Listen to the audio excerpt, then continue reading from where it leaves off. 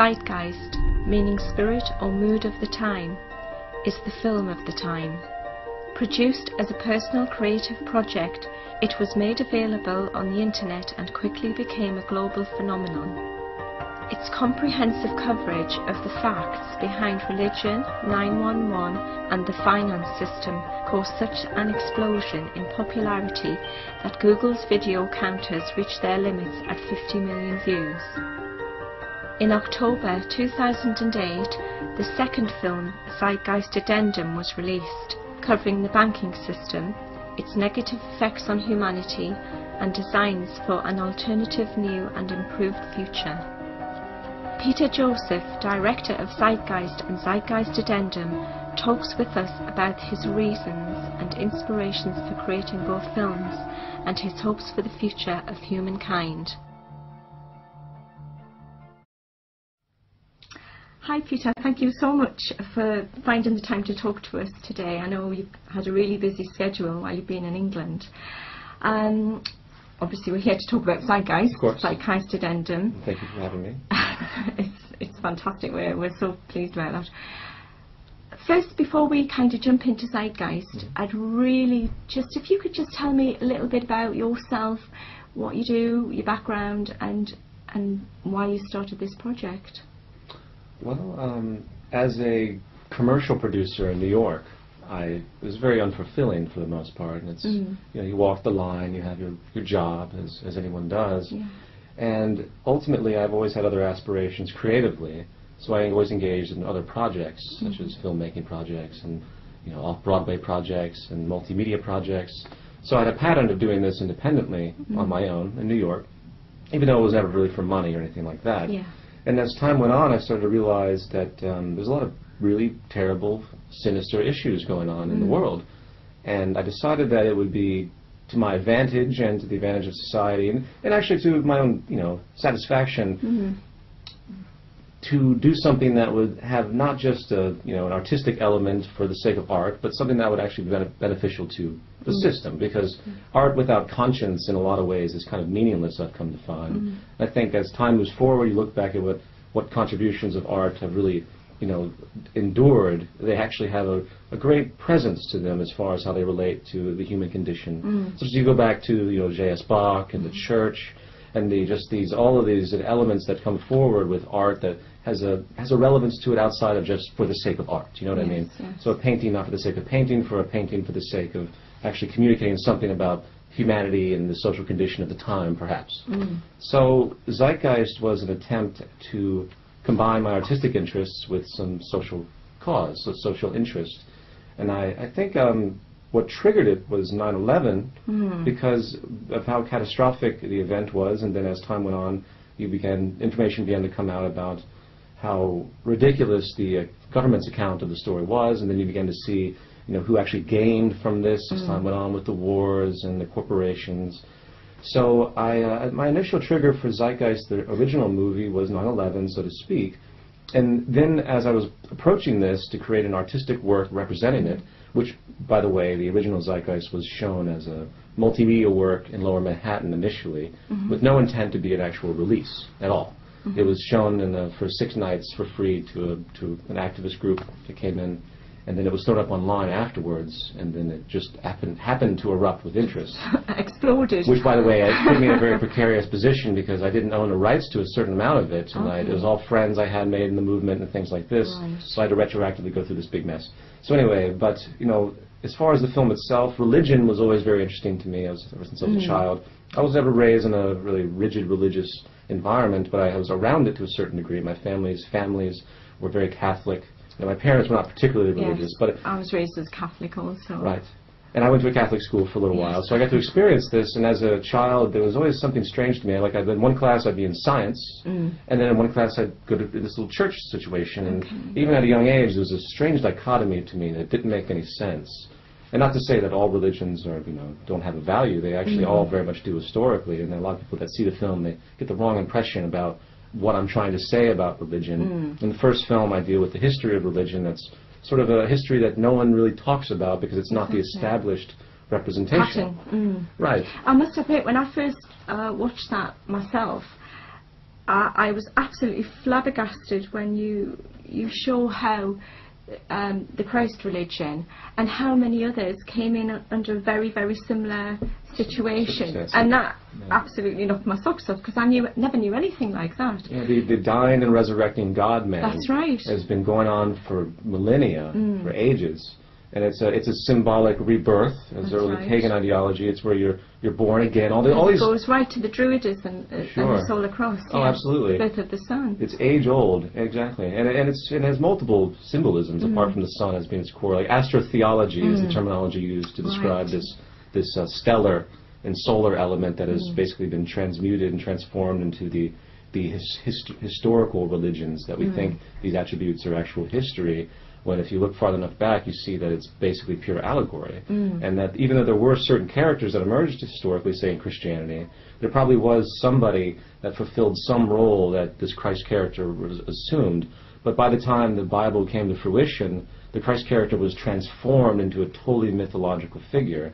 So there really isn't a historical element. There is there's no documentation of a historical Christ. And that's very challenged, of course. That's of course. So where do we stand with the Bible? Because there's so many books in there, talking about the Christ. So I guess you must have miffed off a lot of Christians when you put this out there. And they misinterpret, I believe, because even if he didn't exist, it doesn't matter. It's the message. It's the message. It is the message. Yes. They shouldn't be. I don't believe religion has a propensity towards materialism. They don't call it materialism. But they hold on to something, and they really can't break away from it, and that's the definition of materialism in my mind. So to think that just because this character didn't exist, this demeans the whole thing is not necessarily the case. If you want to drive for pure superstition, then yes, it is the case. Which of course I don't advocate. I think philosophy is much more important than. Well, obviously philosophy. Superstition is a derogatory sort of term, but when it comes to these notions of the man dying for your sins, I think these are misconstrued.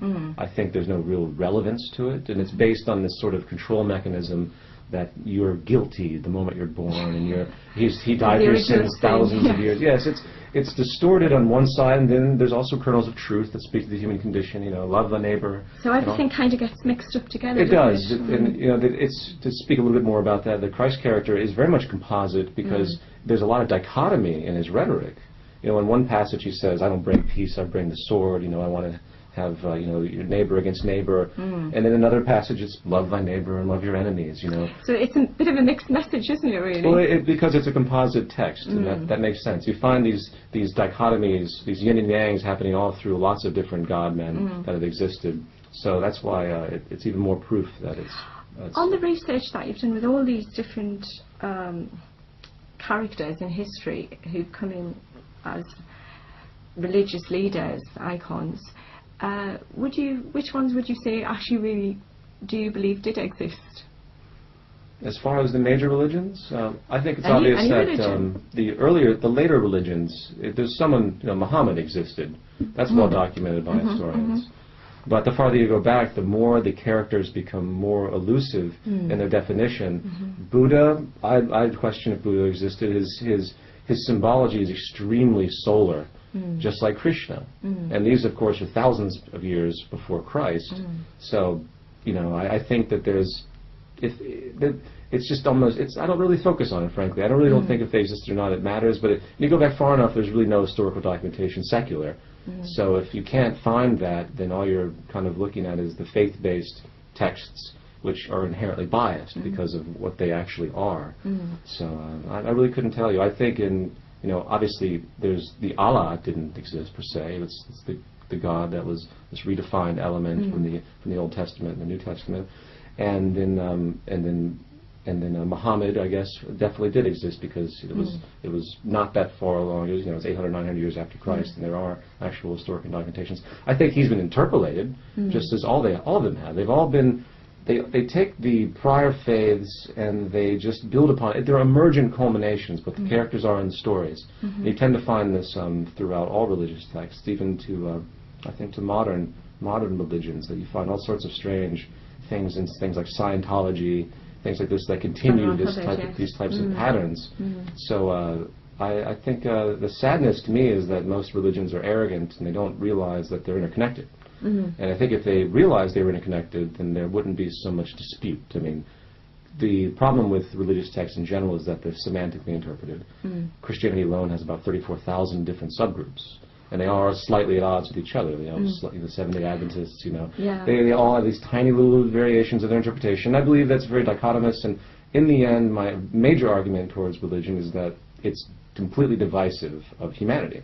So it's not progressive. It has kernels of truth, but I think it's time most move beyond these dogmas and these faiths that really tend to separate humanity, because nothing's going to come positive out from that type of awareness. Well, I was talking, funny enough, to someone the other day about this. Like we all want to work together as one humanity, but it's like there's groups, and then there's groups within groups. As I was saying to someone the other day, you're pink and I'm blue.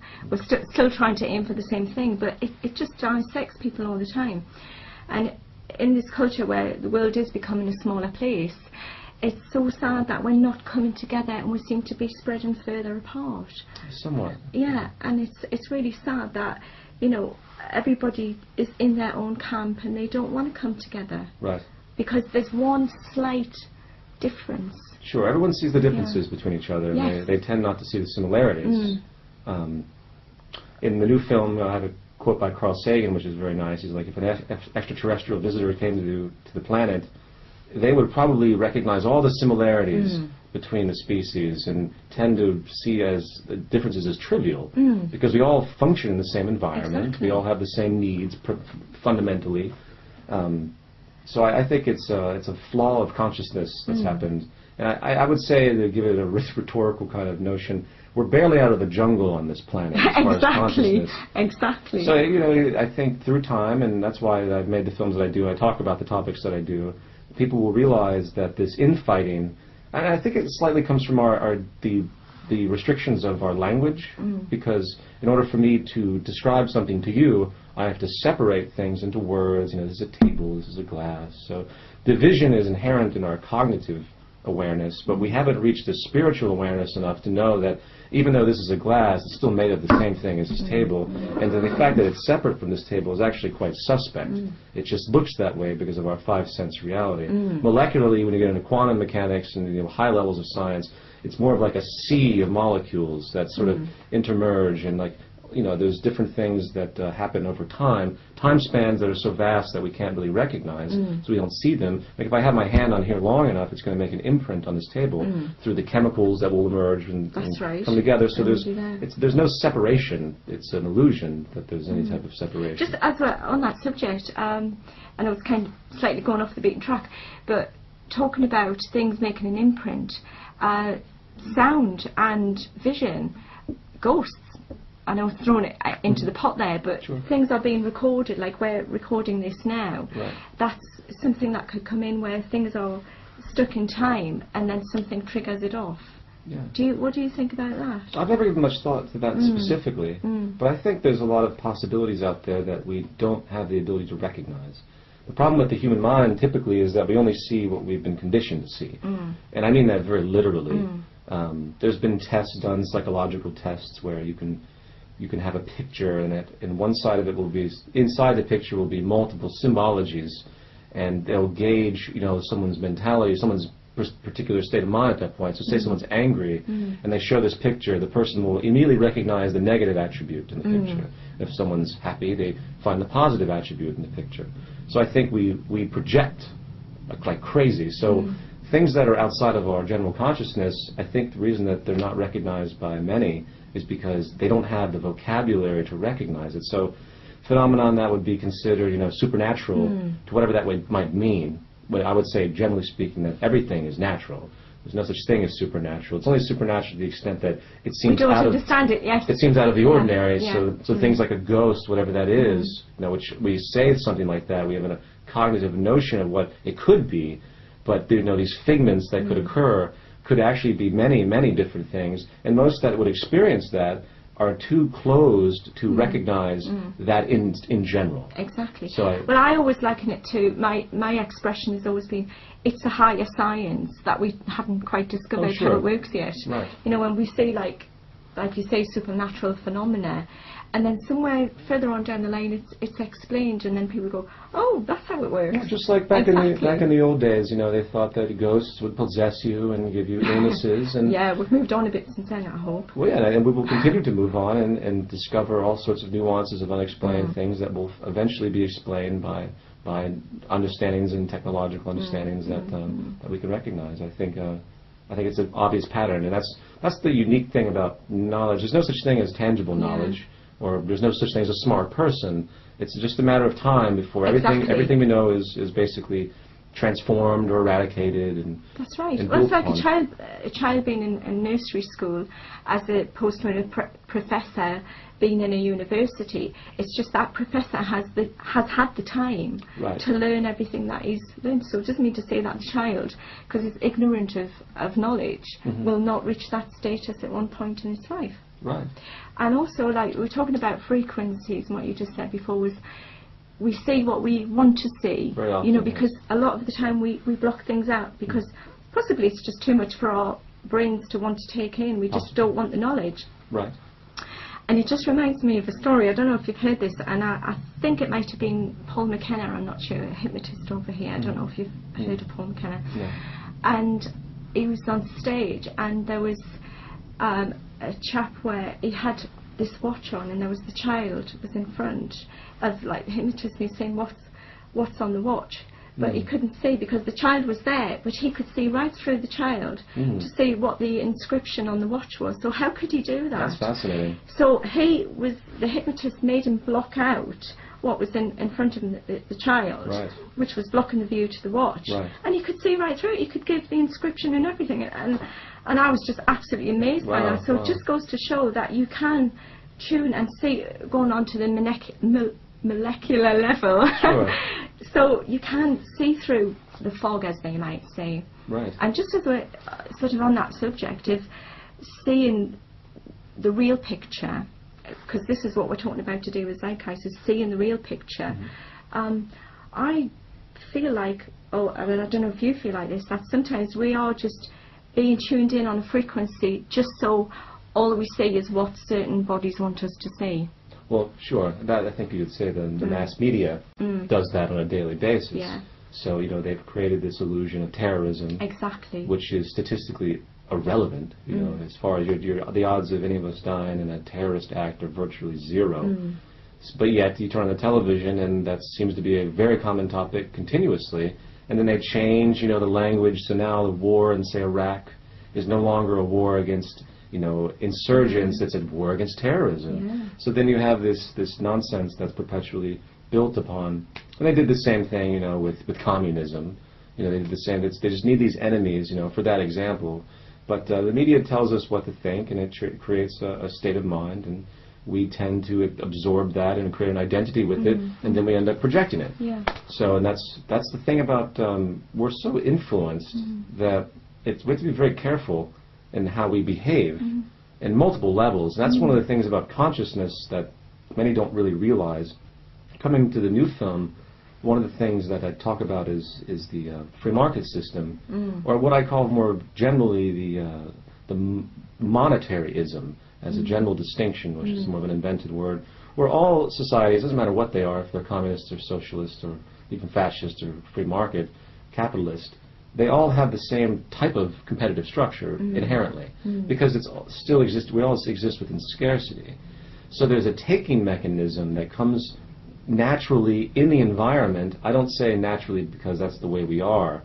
There's this debate, of course, between human nature and human behavior, nature versus nurture, these attributes. And I tend to find in my understanding, this brings me back to this point on the awareness, is that it's I'd say 90% behaviorism is what conducts what we do. In other words, our environment dictates what how we communicate. And obviously, you know, I could be born in the Middle East, and I could be born to a Muslim family, and odds are I would be speaking Arabic and be Muslim. So, like, for example, religion, as in regards to this type of, regards to the same point that we're discussing, as far as this brainwashing, so to speak, is the way I would put it, sort of conditioning, which we touched upon.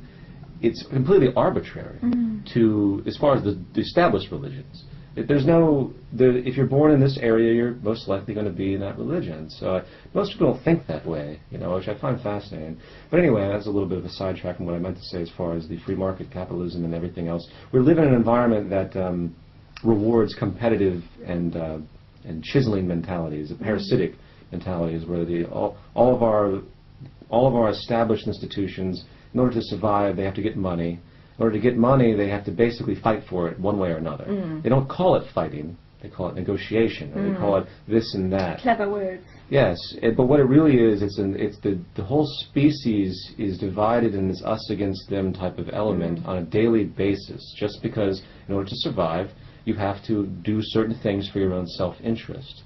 You have to take, as opposed to give. And the difference, I think, is that our environment now has conditioned us into this overwhelmingly selfish mentality that really has reached a point where things like the corruption of the Iraq War and say a cat burglar, there's no difference whatsoever. We start with, you know, this general type of, I broke my thought there for a second, but there's no difference between someone who is a cat burglar needing to survive because they come from scarcity, or more specifically saying, where I come from, you know, like South Central Los Angeles, there's no jobs, everyone sells drugs, they're addicted to drugs because they're upset because they're in this hard environment of poverty.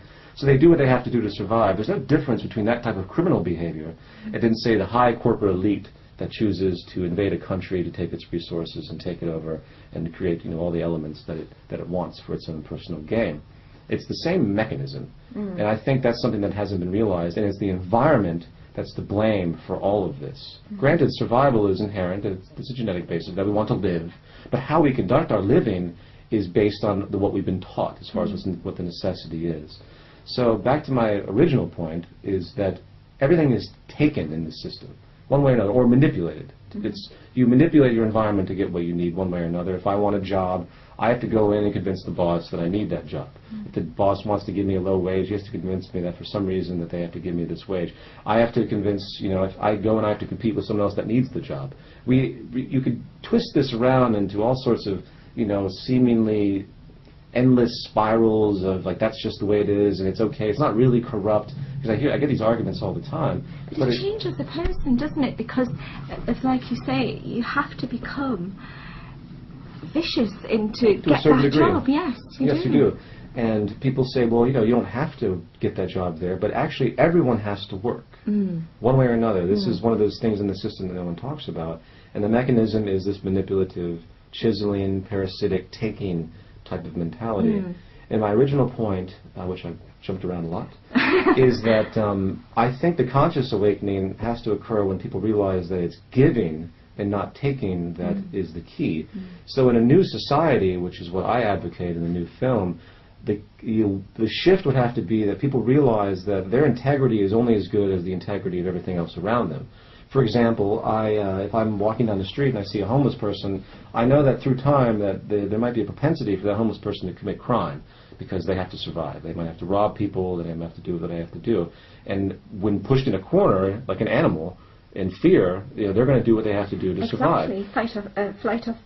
Fight or flight? Yeah, sure, yeah. So as long as there's a homeless person or a person that's that's deprived and abused, perhaps, I'm not safe. And this is something no one really thinks about. And no one's safe in this system in general because because it divides everything up. Because there's always the haves and have-nots due to the system. Because there's always edges in the system. There's manipulative edges that certain groups can gain. It's inherent. It's inherently corrupt, basically, is the way I would describe it. So in order to combat that, in order to combat, say, someone that's going to rob you and hurt you, which is simultaneous to combat the corruption of a ruling elite, it's in my opinion, you have to start altering the environment and altering the consciousness of the people.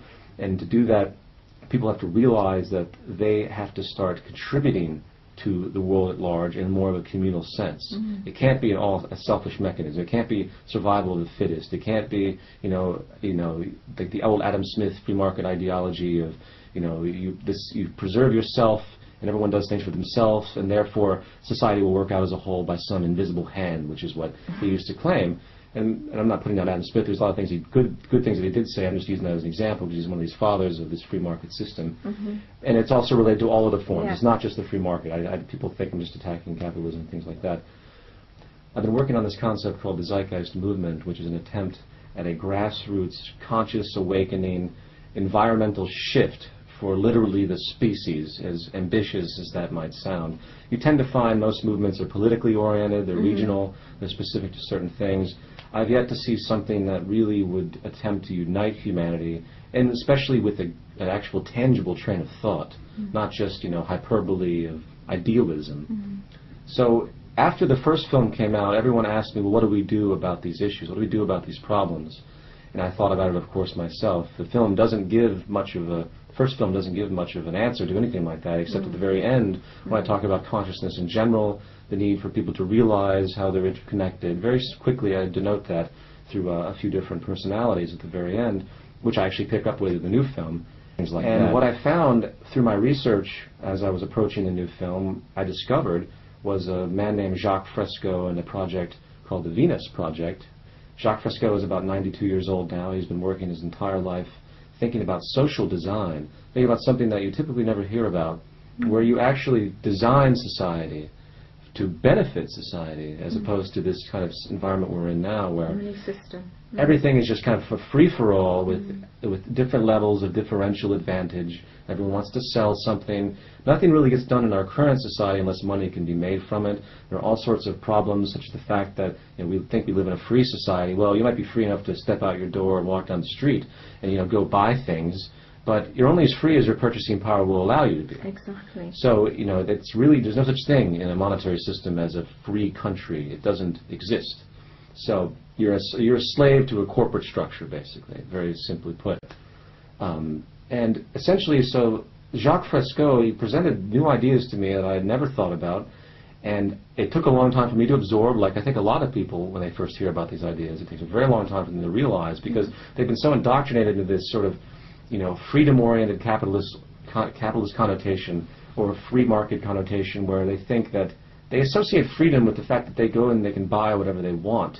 They can buy from, they can choose from 75 types of cereal in a grocery store, but yet there's only 2 political parties in their country. Exactly. So there's a massive disconnect. That's crazy, and they have no idea that democracy is a complete illusion, because in a true democracy, well, first of all, whatever a true democracy may be is actually to leave to question. But in our system, money rules everything. And all you have to do is look at any campaign across the world, especially in the Western world, to see that money and the financial support coming from financial backers, the financial industry itself, such as in America, we have Barack Obama now, who's heavily backed by Wall Street. He completely destroyed McCain and his financial backing. His funding is heavily financial and corporate. They put people in power that support the industry at large. The United States, for example, is just a large corporation. Of course it is. And just like the UK or anything And if else. people can't say that, then they really need to open their eyes. Absolutely. And that's one of the things that people don't really think about much, is the real problem of money itself. And this is what Jacques Fresco thought about. And in his final conclusions that I found, it made perfect sense to me. It's that you can't have balance or equality or a world without poverty or a world without war or any of these sort of utopian Christian ideals that people think about in a very traditional sense. Like, why can't we have people living, this and that in a balanced, classless, non-hierarchical, non-elitist type of environment? Why is it the elite always come to fruition? And to really figure it out, you didn't recognize that the biggest tool, the biggest catalyst of this is the monetary system, because it perpetuates stratification. It perpetuates greed. It perpetuates poverty. It perpetuates scarcity. Very quickly, one of the many things I learned about the Venus Project, very quickly, is that the monetary system creates scarcity because scarcity is rewarded. So you can never have a world of abundance. You can never have a world where everyone's fed, because in such an environment, no one can make money off of it inherently. So scarcity and deprivation is built into the system. Corruption is built into the system. So what he began to think about, and what I'm advocating in the new film, which I'm very much in support of, and I have my own trains of thought too, it's not just the Venus Project, and in fact, it isn't just Jacques Fresco, it's this underlying ideology that you have to start designing society to benefit humanity as a whole. And scarily enough to many people in this fearful New World Order kind of environment of people that think this way, you need a certain degree of technological world unification in order to do so. And when I say this, a lot of people say, whoa, that's like one world government. And if people think about that... that's been on a lot of people's lips, yes, actually. It has. They're they very scared about how we could go down that path. Sure, but there's an inherent fallacy to these notions. You need world unification basically because the highest optimization of utilizing the planet would be an organization worldwide. That's why I say technological and intellectual unification. It's not that you break down all the borders and you have, no countries or anything like that. That's not at all. These, first of all, countries are inherently primitive. These are the monetary system. The need for survival is what creates countries, essentially. Countries would exist in the future, hopefully, as a form of organization. It wouldn't be nationalism. I was going to say that. Who's going to run the show? Who's going to be in charge? We get rid of money, which they're trying to do anyway. They're trying to rule the paper stuff out. Well, yes, but they're going to have it digitally. They want to have a digital currency. That does affect a lot of economies if paper goes. Well, yes. Well, they can't control. The mechanism of paper is traceable, and they used to have the pound used to be supported by gold. The same with the dollar, and now that's been gone. They just have these little things in the United States, fiat basically, at least in the States they do. And eventually they're going to move forward and eradicate the currency. And eventually you get to a point where there's no way to trace anything. There's no way to look at the numbers. There's no way to look at the math. Like I can look at the math more or less of the Federal Reserve and see how corrupt in the pyramid scheme that it is. You can look at the inflation. You can look at the depreciation of the dollar. You can look at all the attributes more or less still. And once the financial elite get to a point where they have the technology to do it, they'll make it a complete illusion, which is what it is anyway. Money isn't real. The only thing that's real are resources, and that's what Jacques Fresco recognized. So you have to move past this and realize that resources are really what's important, and until we utilize the resources and utilize our intellectual creativity, which is what creates technology, which is really what everything is in regard to what helps us on a very utility-based level. Everything is technology, from this chair to this. It's just that is really. Well, we're just talking about the technology. If I can just jump in there, sure. And I'm fascinated about how do we get rid of the oil and the pollution, and if you can just talk about solar energy and the geothermal energy. That's the one. There's so many different forms of energy out there. To think that we are restricted to oil or anything is only because of the corporate structure. Yes. So there's no sustainability in this type of system because there's a need for self-preservation, which inherently is corrupt, because systems that have evolution continues in an emergent cycle, and we discover certain things, and we're always going to discover something better. But what happens in a monetary system is because money's made off of one institution, they don't want to change. And until they can get the leverage to maneuver themselves, like such as they want to bring in hydrogen into America. Why? Because they can use the same infrastructure as gasoline, as opposed to, say, battery technology, which at this day and age could be unbelievable if they actually maximize the potential of it. Think about how small microchips and everything is. There's no reason that you can't have a battery in a car that could run for eventually 1,000 miles, on one charge. It's just insane to think that we can't do that, because we certainly can. So it's paralyzing, is what the system is. We're paralyzed. And parasitic. Yeah, parasitic inherently, but as far as the actual progress, we're paralyzed. So technological progress is restricted because of the monetary system, the need for self-preservation. But how do we make this jump from you have to have Venus Project, like the utopia? Yes, that's the most difficult question, because it's going to take a shift in consciousness. People have to realize what's important. And unfortunately, we have so many dichotomous religions and so many dichotomous worldviews that I'm not ignorant and naive to the difficulty of it, but this is the path. This is what has to happen. You have to have people realize how they're interconnected symbiotically, and then simultaneously realize that everything is emergent and changing. And those are two things that people don't recognize. The arrogance of religion is such where people believe they're separate, they believe they're special, they think that they're different for some reason than a bug or something. And the reality is there's no difference whatsoever. But this is what they've been taught, and this is our primitiveness that perpetuates. It keeps us divided, keeps us separated from nature.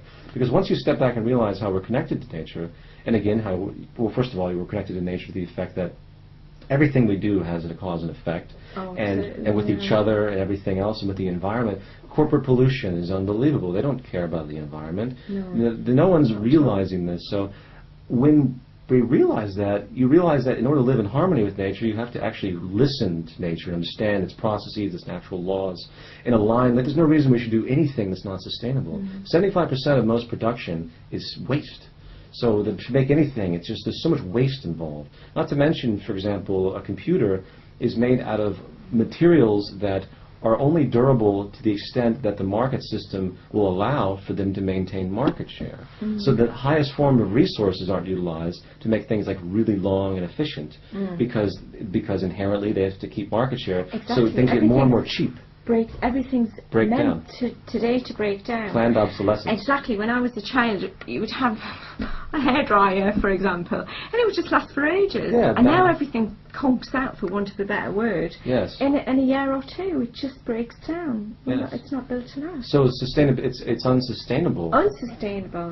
And that's very very hideous for us because it has so many ramifications from the landfills to the pollution. So we're totally out of line with nature. So the first thing that has to happen, I think, is that people need to realize that all operations have to be environmentally aware, period. And if you're in a position that it's not, then you're doing something wrong. And the system obviously is wrong when you step back far enough because you see that the system doesn't reward any of that. So I think when that awareness comes forward, for example, then people will begin to shift. And it's slowly happening, very slowly, unfortunately, because we're still paralyzed by the system. But more tangibly, the first thing I think needs to happen is they need to build a new city. And if you look into the Venus Project, this is one of the things they've advocated. We need to find a place that has, a multi-mile radius, and to build the first circular design, which Fresco has been advocating for years, which is completely self-sustainable, to show how it could be a test city, so to speak. It could be an amusement park. It could be an experiment to show people what could be if they wanted it to be. So you have everything self-sustaining. You have everything made out of the most prime materials. Granted, we're still going to have to do this within the monetary system, so there'd have to be a lot of financial backing to do it. But it would set this precedent to show, hey, this can be done. We can have an environment where there's virtually no waste. Everything's self-sustainable. But there is communities like that, though, isn't there? Small. I've heard of one in Ireland, actually, I think it's called the Unicorn Sort of like a commune type thing? I think so, yes. People sort of give up the outside world and go and build a house and live on the farm type of thing. But that doesn't, because of the need to preserve, because of the financial restrictions of that, because it's still in the monetary system, it doesn't reflect our advancements of technology. So in this particular city, you'd have the highest forms of transportation. You'd have the maglev trains. You'd have no cars whatsoever. Because everything is designed where you can get anywhere you want in the city with extreme ease. You have, there's so many attributes to it. The homes that are made out of materials that are all fireproof. There's no reason to have a fire department because nothing can catch fire. Concepts like this that no one thinks about. Problems in this society are regulated by laws. The idea is actually to eliminate laws. So essentially we have to create an example to show the world what can be done, because most people have no idea what's really technically feasible. And the technology we have today technology is really our divinity, so to speak. It's what we have, it's what we create to make our lives easier. I'm not saying that replaces other forms of spirituality, but tangibly the utility of technology is what creates freedom for us, nothing else. And there's nothing else that I can think of. Money and capitalism, they are tools to get through to make people a little bit more free, but at the cost of subservience and this vast type of class-based division. Everyone who's wealthy does it at the cost of somebody else. Very simply, there's a balance to it, and there's many reasons for that. We need to eliminate that and get an environment designed where people actually live together, and they begin to establish a different train of thought, a different consciousness, where we'll get to a point where people will, first of all, technology will be so advanced that there'll be no monotonous jobs. No one's behind a cash register. Well, there's no money, so there's no reason for that anyway. Most jobs like law would be vanished. There would only be technical issues that would have to be dealt with. You maintain the environment, and eventually people would do that because they want to contribute. They understand what their role is. Not that they want reward from it, not that they want to take. They want to give because they realize that giving is what the system is. And it's much more natural to the human condition, I think, than just taking. And they realize something more important. In this system, it's very primitive because the survival is associated with taking and advantage and getting a job and keeping it and manipulating the environment for your self-interest. That is only beneficial to a certain degree, and that's what we've seen because of the homelessness, because of the wars, because of the poverty, because of the disease epidemics that don't get any treatment, the death of millions of people in Africa that no one cares about. This is the cost of this. So what's going to happen is the consciousness will shift. People will give because they'll recognize that if they don't, this is what's going to happen all over again. So it's in their own self-interest in a different way to actually contribute to society, and that's really the awakening that needs to happen. And that's what the entire element is completely about with the Venus Project and the Zeitgeist movement, which is a grassroots means to try and get this information out there, get this understanding out there, and get people motivated on a global level to move forward in this direction. I'm not naive enough to think this would happen overnight. I think it would take a few generations. Well, that's what I'm worried about. Is it all sounds absolutely fantastic. You know, if this could happen and we could all work together for a project such as like the Venus Project. But I think unfortunately the people who are in control at the top have got such like ingrained in, you know, they have such power. Sure. And every day you're seeing them take more power. I mean, only this morning I saw something on the TV about taser guns coming in, and that really scares me that these people can, well, police can just shoot people down with these taser guns. Right. So I feel like we're going backwards as people pushing to try and go forward. Sure. But then you're battling against this all the time. So how do we make that switch? Because eventually in a short time, I suppose, is what I'm saying. Well, in the short time, we still have to do the general activism. Yeah. We still have to combat these things on a fundamental level, a traditional level, traditional protest level, traditional activism level. But I think over time, the power elite is only as powerful as the people that support their system, which is why I advocate at the end of the new film to start boycotting different attributes of the system. For instance, if no one ever joined the military ever again, universally, there'd be no war. There'd be no reason for it, because the military establishment is essentially, the more power one country has, it just means that another country has to get that much power. So you just stop it. Period. You know, for one, war is irrelevant anyway for multiple reasons. But in the end, you know, if they didn't have the military, there would be no grounds for so many different things. They would have no means of control. Absolutely. And then the police would eventually go too. Awareness would shift in the human mind, where people that are police officers or military men would say, well, wait a minute, why am I supporting the system when I realize in the long run I'm actually hurting myself? And others, your family and people are close to you, yeah. Of course. Because who are you fighting against? We're all walking around on the same planet. Right. And even more profoundly, there really is no they. I really believe. I mean, there are obviously they in a temporal sense. There's an arrogant group of people that have maintained power for long periods of time. They continue to do so. But we still support that. There's really only us. And as long as we focus on the they, on a cognitive level, on a psychic level, so to speak, they will always exist. So until that consciousness awakens as well, until we realize that there really is no they. Because well, not me personally, but people give them the power. Yes, they give it up and they support the systems that have been created by them. But it's actually us. So that's one of the more cataclysmic things that people don't really realize on the fundamental level, that there really is no they. So I don't advocate activists that can perpetuate this, you know, we have to battle the New World Order or battle this and that. They don't really get it, as far as I'm concerned. You know, I don't like that. I think they have to realize there's a reason why peace protesters are met with guys with automatic weapons, because they're waiting for the peace protesters to do something to bring them to the level of the men with the automatic weapons so they can use it. They want the conflict. So conflict isn't going to resolve anything. So the more we battle something, the more the battle's going to go on. So that's something that people need to think about. But we have to do peaceful battles. Yes, it's more of an awareness. And spread knowledge. Yes, it is. It is about the awareness and making people wake up. Right. Wow. Well, I would just love to spend more time with you, and I know we're absolutely on the clock here. I hope I can come back. But it's been fantastic. So please come and talk to us again. Absolutely. When you come back to England, I hope that's going to be soon. And hopefully. Thank you so much for your time. Thank you. I really appreciate it.